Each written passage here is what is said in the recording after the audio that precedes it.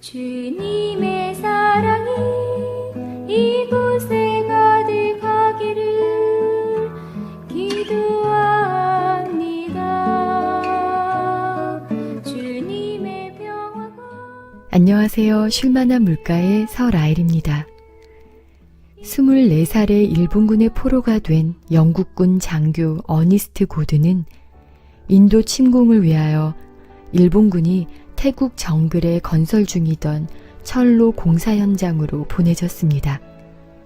고드는 매일 수천 명의 포로들과 함께 정글의 울창한 나무들을 베고 철로를 깔았습니다.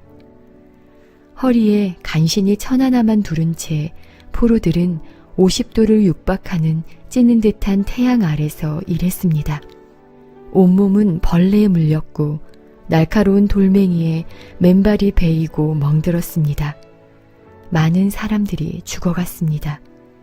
일본군 간수는 포로가 게으름을 부린다 싶으면 때리거나 총검으로 찌르거나 다른 포로들이 다 보는 앞에서 참수했습니다.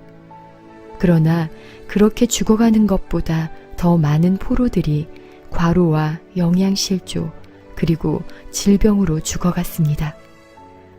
혹독한 환경 속에서 적절한 영양 공급과 휴식, 치료를 받지 못해 8만 명이 목숨을 잃었습니다.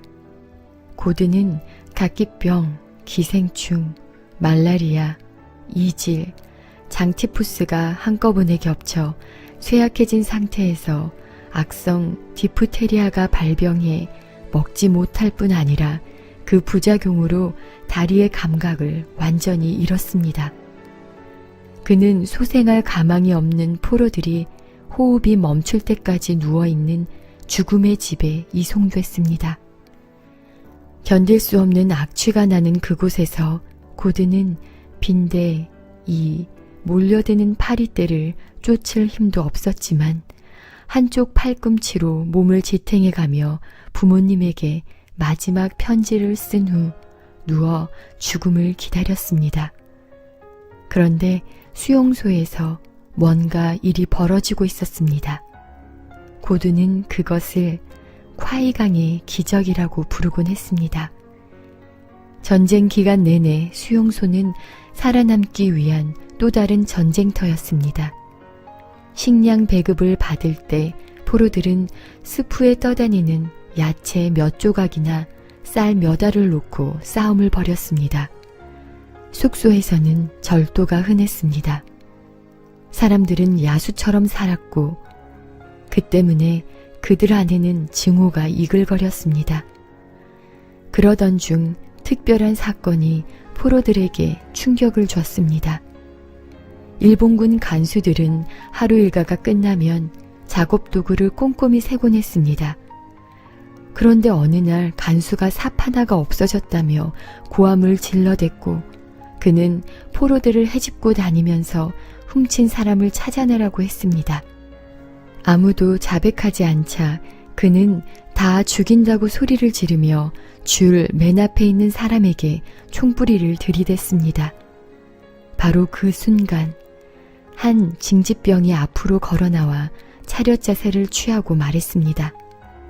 제가 했습니다.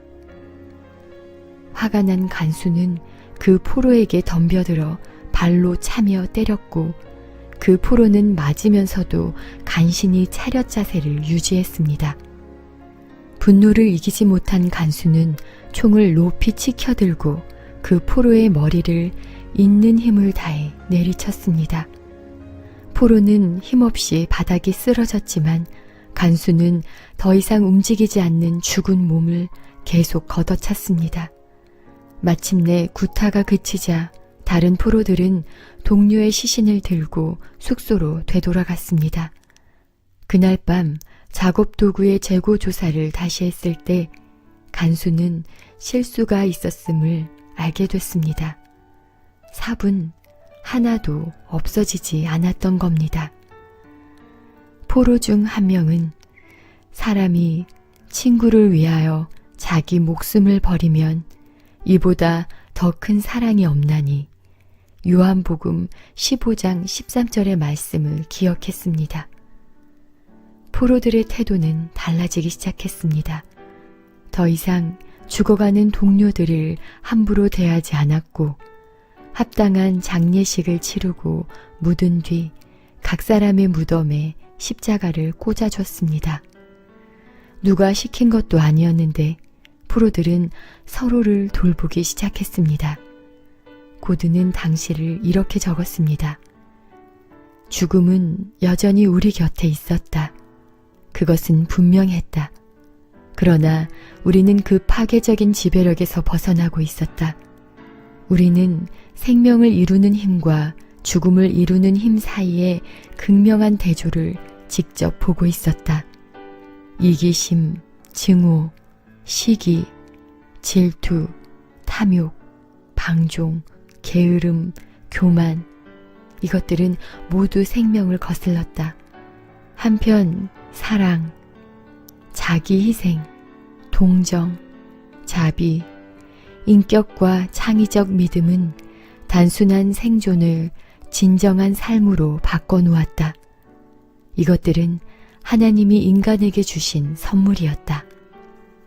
고든의 동료들은 습지에서 떨어진 고지대에 있는 그들의 오두막 옆에 새로 대나무를 덧붙여 공간을 만들었습니다. 그들은 오염된 죽음의 집 땅바닥에 뒹굴던 고든의 오그라든 몸을 들것에다 싣고 대나무 침상으로 데려가 몇 달 만에 처음으로 깨끗한 숙소에 눕혔습니다. 동료들은 그의 다리에 난 종기를 열심히 치료했고 위축되어 쓸모없어진 다리를 주물러 줬습니다. 음식을 가져다 줬고 그의 배설물을 치워줬습니다. 사랑의 보살핌을 받은 후 고든은 회복되기 시작했고 놀랍게도 다리도 부분적으로 다시 쓸 수 있게 됐습니다. 그를 정성으로 보살핀 동료들은 그들이 믿는 하나님을 그들의 삶으로 소개했습니다. 회복된 고든은 기도회와 성경 연구회 그리고 봉사활동에 참석했습니다. 포로들은 자기가 할 수 있는 보람된 일들을 하기 시작했습니다. 죽음을 어떻게 준비할 것인가 하는 토론 모임을 갖기도 하고 여러 가지 외국어를 공부하는 모임도 생겨났습니다. 예술적 재능을 가진 이들은 목탄이나 다른 무엇으로 그림을 그리기 시작했고 식물학자들은 정원을 돌보고 약초를 캐기 시작했습니다.